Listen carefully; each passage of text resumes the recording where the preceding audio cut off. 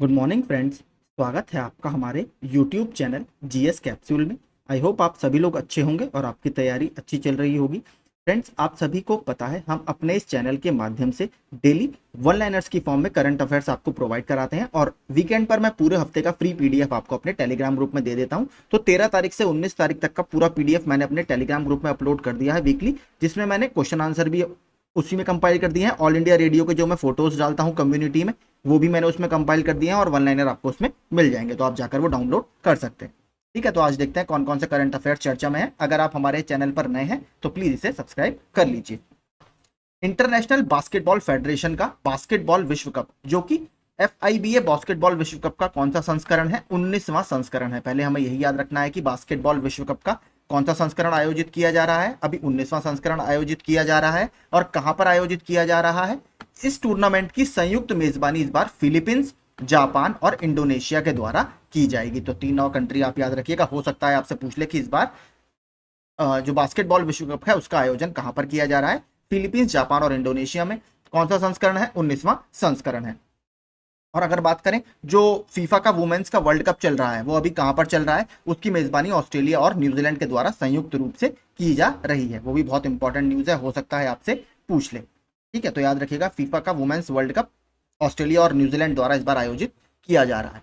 इसके अलावा बात करें फिलीपींस, तो फिलीपींस की कैपिटल क्या है आपकी? मनीला। मनीला में आपका किसका हेडक्वार्टर है? एशियन डेवलपमेंट बैंक का हेडक्वार्टर मनीला में है। जापान बहुत इंपॉर्टेंट है। क्यों? जापान के साथ अभी हमारा कौन सा एक्सरसाइज हुआ है? जापान इंडिया मैरीटाइम एक्सरसाइज का 7वां संस्करण अभी हमने आयोजित किया है आंध्र प्रदेश के विशाखापट्टनम कोस्ट पर। ठीक है, जापान इंडिया मैरीटाइम एक्सरसाइज 7वां संस्करण याद रखिएगा।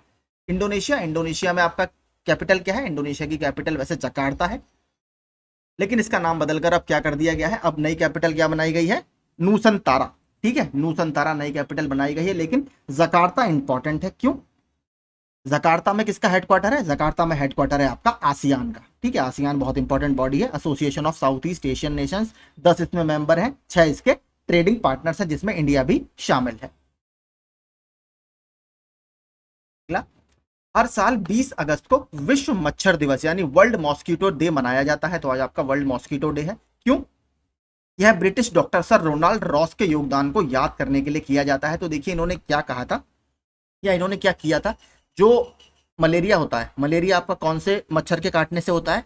फीमेल एनाफिलीज या मादा एनाफिलीज के कारण होता है। उसका मुख्य कारक क्या है? प्लाज्मोडियम के कारण वो होता है। तो इन्होंने ही ये खोज की थी कि जो मलेरिया आपका होता है वो किसके काटने से होता है? फीमेल एनाफिलीज नामक मच्छर की प्रजाति के काटने से होता है। तो इन्हीं के योगदान को याद करने के लिए हम 20 तारीख को विश्व मच्छर दिवस मनाते हैं। इसके अलावा बात करें अगर, तो पहली मलेरिया अप्रूव्ड वैक्सीन का नाम क्या है? वो है मॉस्क्विरिक्स। ठीक है, MOSQUIRIX। इसके अलावा देखिए ये इसका ब्रांड नेम है मॉस्क्विरिक्स। वैसे इसका जो नाम साइंटिफिकली वो क्या है? RTS,S। ठीक है, तो आपसे अगर दोनों पूछे तो कुछ भी पूछ सकता है। इसके अलावा देखिए एक ऑक्सफोर्ड जो यूनिवर्सिटी है, ऑक्सफोर्ड की अभी मलेरिया वैक्सीन काफी एक चर्चा में है। क्यों? क्योंकि घाना पहला ऐसा देश बन गया है जिसने इस वैक्सीन को अप्रूव किया है। ठीक है, तो याद रखिएगा इस वैक्सीन का नाम है I21 मैट्रिक्स या फिर मैट्रिक्स M। इस नाम से आप इसे याद रख सकते हैं। ठीक है, I21 या फिर मैट्रिक्स M, ये दोनों नाम से आपसे पूछ सकता है। ऑक्सफोर्ड के द्वारा डेवलप की गई है। घाना पहला ऐसा देश बना है जिसने इस वैक्सीन को अप्रूव किया है, मलेरिया से संबंधित है। भारतीय रिजर्व बैंक ने साउथ इंडियन बैंक के प्रबंध निदेशक और CEO के रूप में PR शेषाद्री की नियुक्ति को मंजूरी दी है। ठीक है, तो याद रखिएगा साउथ इंडियन बैंक के नए चेयरमैन एंड मैनेजिंग डायरेक्टर और CEO कौन बने हैं? PR शेषाद्री जी बने हैं। भारतीय रिजर्व बैंक की बात हमने कल के वीडियो में की थी। 1934 के RBI एक्ट के द्वारा 1935 में इसकी स्थापना की गई है। किस कमीशन के रिकमेंडेशन पर? हिल्टन यंग कमीशन के रिकमेंडेशन पर। पहले हेडक्वार्टर कहां पर था RBI का? पहले हेडक्वार्टर था कोलकाता में, बाद में शिफ्ट किया गया मुंबई में। अगर बात करें RBI के पहले गवर्नर कौन थे? सर ऑसबॉर्न स्मिथ थे। पहले भारतीय गवर्नर कौन थे? CD देशमुख जी थे। ठीक है, इसको याद रखिएगा, इंपॉर्टेंट है। महाराष्ट्र सरकार ने भगवान बिरसा मुंडा जुड़ाव योजना, तो इसे भगवान बिरसा मुंडा जोड़ रस्ते योजना भी बोला जा रहा है, याद रखिएगा। बिरसा मुंडा जी वैसे झारखंड में बहुत फेमस हैं, लेकिन योजना शुरू की है महाराष्ट्र सरकार ने। तो भगवान बिरसा मुंडा आपको पता है जनजातीय लोगों के एक लीडर हैं। तो इस योजना का जो उद्देश्य है वो यही है। अगर आप नीचे पढ़ेंगे, इसका उद्देश्य महाराष्ट्र राज्य के 17 जिलों के आदिवासी गांवों को मुख्य सड़कों से जोड़ना है। तो बहुत ये मैंने सुबह कम्युनिटी में अपना पोस्ट किया है, आप देखिए कम्युनिटी में मेरे क्विज वगैरह देते रहा करिए, वहां पर मैं रेगुलर करंट अफेयर्स के और स्टैटिक क्विज डालता रहता हूं। तो याद रखिएगा, भगवान बिरसा मुंडा जुड़ाव योजना महाराष्ट्र सरकार के द्वारा शुरू की गई है। अगला, भारत और त्रिनिदाद टोबैगो ने हाल ही में प्रसिद्ध इंडिया स्टैक प्रौद्योगिकी को साझा करने के लिए एक समझौता ज्ञापन पर हस्ताक्षर करके एक महत्वपूर्ण साझेदारी में प्रवेश किया है। तो दोनों का नाम याद रखिएगा, इंडिया और त्रिनिदाद टोबैगो ने एक समझौता ज्ञापन पर हस्ताक्षर किए हैं। ये भी काफी अच्छा एक इनिशिएटिव है। अखिल भारतीय तकनीकी शिक्षा परिषद यानी all India council for technical education ने शिक्षा के क्षेत्र में आर्टिफिशियल इंटेलिजेंस और डेटा साइंस यानी डीएस के एकीकरण यानी इंटीग्रेशन को बढ़ावा देने की दिशा में एक महत्वपूर्ण कदम उठाया है।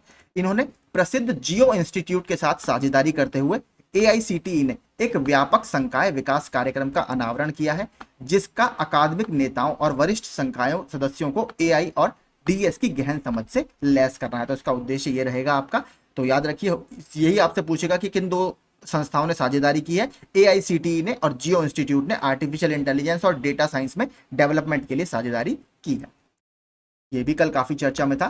केंद्रीय मंत्री अश्विनी वैष्णव ने उलसूर के पास बेंगलुरु के कैम्ब्रिज लेआउट में भारत के पहले 3D प्रिंटेड डाकघर का उद्घाटन किया। तो इंडिया का पहला 3D प्रिंटेड डाकघर कहां पर बनाया गया है? बेंगलुरु में बनाया गया है। लार्सन एंड ट्यूब्रो ने इसमें काफी बड़ी टेक्नोलॉजी में हेल्प की है।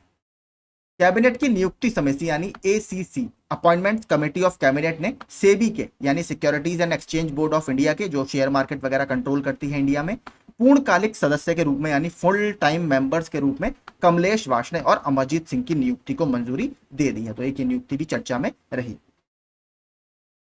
जम्मू कश्मीर के जबरवान पर्वत श्रृंखला की तलहटी में स्थित Indira Gandhi memorial tulip garden बहुत इंपॉर्टेंट है।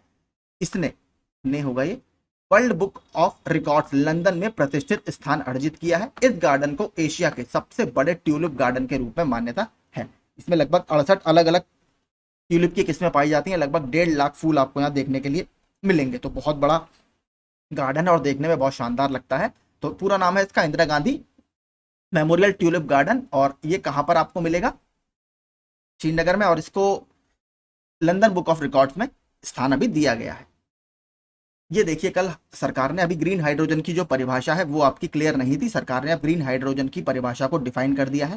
ग्रीन हाइड्रोजन मिशन को आगे बढ़ाते हुए केंद्र सरकार ने देश में ग्रीन हाइड्रोजन की परिभाषा तय कर दी है।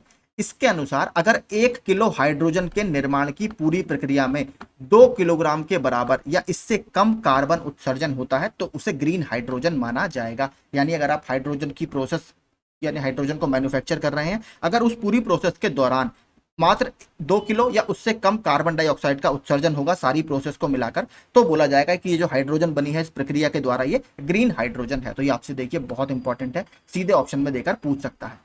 ठीक है, अब देखते हैं कुछ मैपिंग से संबंधित जो मैंने नया सेक्शन ऐड करना शुरू किया है। अभी एसएससी सीजीएल 2023 में ही एक प्रश्न आया है, काला सागर निम्नलिखित में से किस देश की सीमा को छूता है? तो ब्लैक सी की अगर बात करेंगे तो ब्लैक सी आपका कई सारे देशों को टच करता है। तो मैंने पूरा मैप यहाँ पर लगाया है।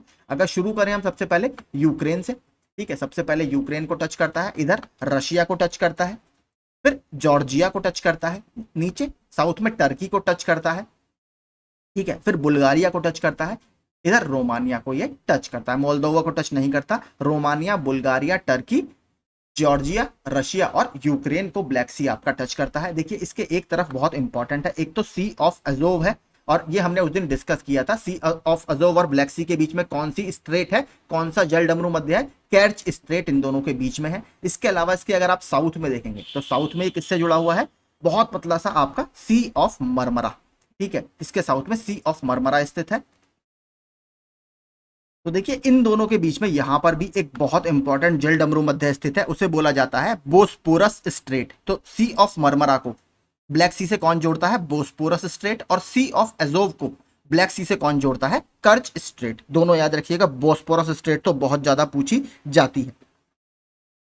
और देखिए अगर आप यहां पर देखेंगे सी ऑफ मरमरा, यहां पर सी ऑफ मरमरा एक और समुद्र की बॉडी से जुड़ा हुआ है जिसका नाम है एगेन सी, ठीक है, एगेन सी इसका नाम है। और यहां पर कौन सा जल डमरू मध्य है जो इन दोनों को जोड़ता है? वो है डारडेनेलिस, ठीक है, डारडेनेलिस जो स्ट्रेट है जलडमरू मध्य है वो सी ऑफ मरमरा को एगन सी से जोड़ता है। तो ये देखिए पूरा मैंने आपको बता दिया, आई होप आपको समझ में आ गया होगा। एसएससी सीजीएल का ही अभी हाल ही का प्रश्न है। ठीक है, अब हम देखते हैं कुछ क्वेश्चन आंसर जो चर्चा में रहे। डीआरडीओ के पूर्व महानिदेशक कौन थे जिनका अमेरिका में हाल ही में निधन हो गया है? डॉक्टर वीएस अरुणाचलम जी। किस भारतीय बैंक ने कतर एयरवेज और ब्रिटिश एयरवेज के साथ साझेदारी में multi branded credit card launch किया है? इंडसइंड बैंक ने। इसके अलावा अभी एक और क्रेडिट कार्ड बहुत चर्चा में है, कौन सा? कौन से पेमेंट्स बैंक ने भारत का पहला पर्यावरण अनुकूल या eco friendly debit card launch किया है? तो एयरटेल पेमेंट्स बैंक ने लॉन्च किया है, इसको भी याद रखिएगा। इंग्लैंड क्रिकेट टीम के किस खिलाड़ी ने वनडे क्रिकेट से अपने संन्यास लेने के फैसले को वापस ले लिया है? तो बेन स्टोक्स ने, जो एक बहुत फेमस फास्ट बॉलिंग ऑलराउंडर है। भारतीय जीवन बीमा निगम की बहुत इंपॉर्टेंट है, हो सकता है आपसे पूछ ले कि नए प्रबंध निदेशक के रूप में किसे नियुक्त किया गया है? तो आर दोराई स्वामी जी को।